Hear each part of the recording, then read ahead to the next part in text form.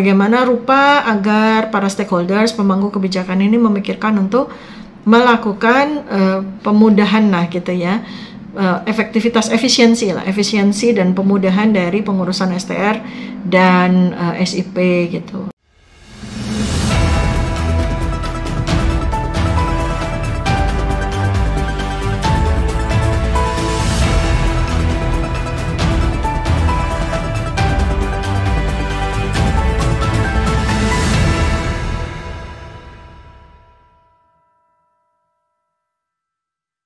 Salah satu atau sebagian besar dari persyaratan STR itu ya, selain ujian kompetensi dan sebagainya, itu adalah mengikuti simposium dan seminar yang biayanya tinggi ya, biayanya besar gitu, dan itu harus memenuhi sekian banyak SKP, lalu kemudian baru dipertimbangkan oleh KKI untuk mendapatkan STR. Jadi memang perjalanannya itu berliku-liku, makan waktu, makan tenaga, dan tentu saja makan biaya.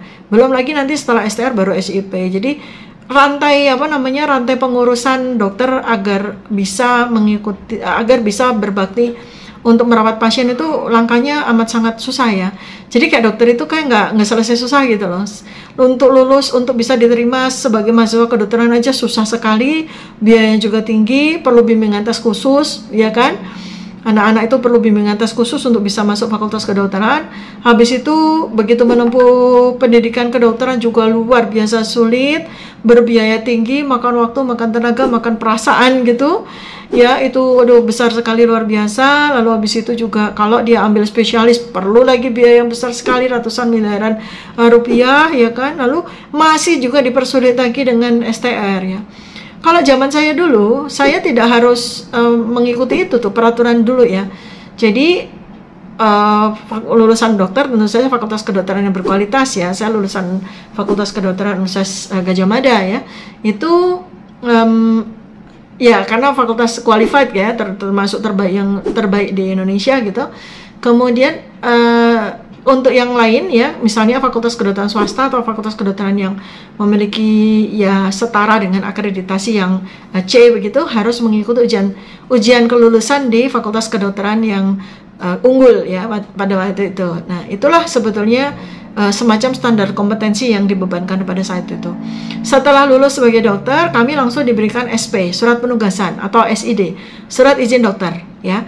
Jadi kami langsung mendapatkan selembar surat dari negara, surat penugasan sebagai dokter, artinya kami berhak untuk menyandang gelar dokter dan berbakti sesuai dengan profesi kami di kedokteran sebagai dokter gitu kan, seperti itu. SID atau SP ya kami punya, dan itu lifetime.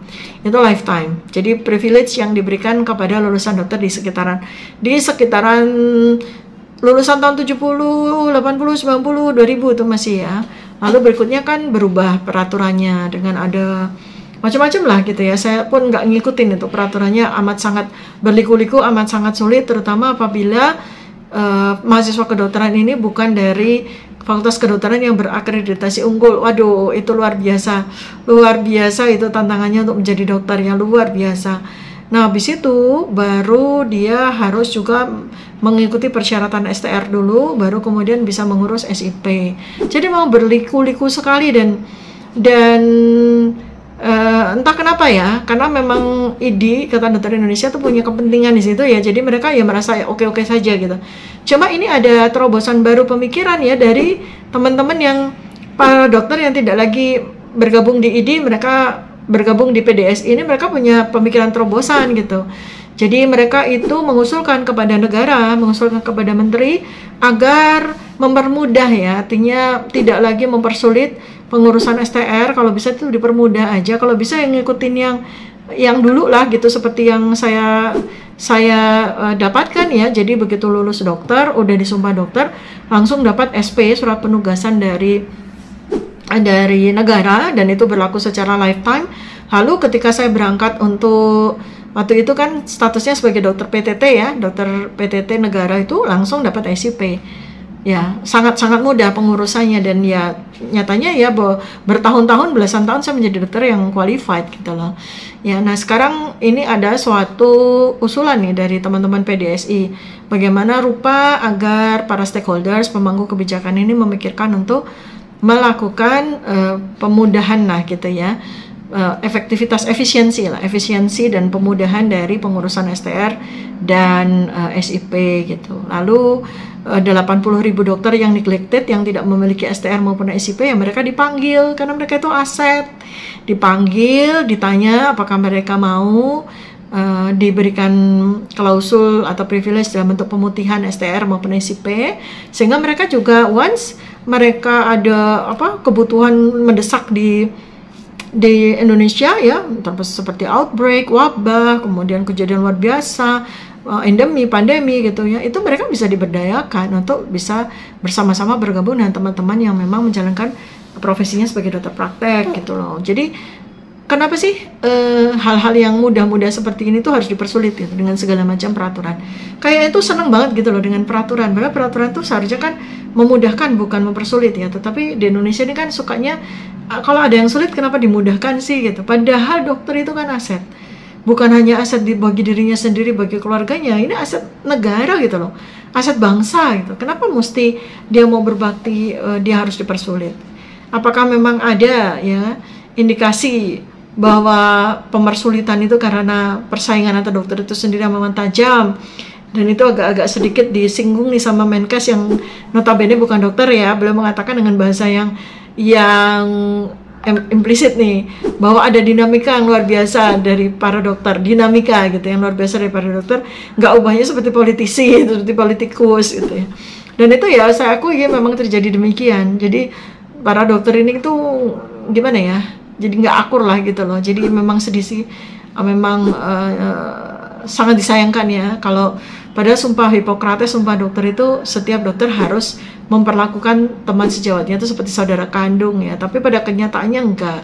Pada kenyataannya ya, saya belum pernah praktek atau saya belum pernah menjadi dokter di luar negeri. Walaupun saya beberapa kali mengikuti pendidikan ya di luar negeri, tapi belum sampai pada observasi saya bagaimana sih mereka itu kepada teman sejawatnya, apakah rasa bersaing dan rasa kompetisi itu setinggi dan sebesar yang terjadi di Indonesia gitu loh. Ya itu kan yang memang menghambat ya, sehingga ya para dokter sekalipun, apalagi kalau mereka punya kuasa gitu ya, cenderungnya itu tidak memudahkan teman sejawatnya gitu loh. Jadi ini kan catatan-catatan penting bagi dunia kesehatan di Indonesia. Jangan sampai karena persoalan-persoalan administrasi yang menghambat, yang mengganggu para dokter untuk yang ingin berbakti. Ya katakanlah nggak usah harus bayar gitu loh. Ya saya juga waktu belasan tahun jadi dokter praktek tuh lebih sering saya menggratiskan pasien daripada meminta pasien bayar jasa medik ke saya gitu kan. Kan pasti banyak sekali puluhan ribu dokter yang memiliki perasaan yang sama ya.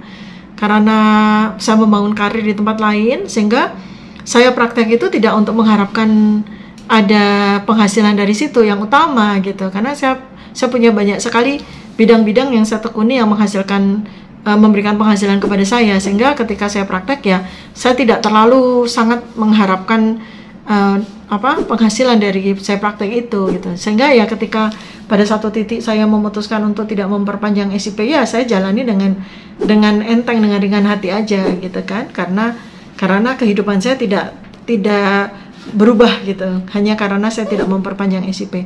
Tapi saya jadi berpikir ya, panggilan hati nih ketika terjadi pandemi gitu, panggilan hati, aduh saya tidak bisa bersama dengan teman-teman saya yang sedang berjibaku, sedang susah-susahnya mereka untuk merawat pasien COVID yang ada di Vaskes gitu ya.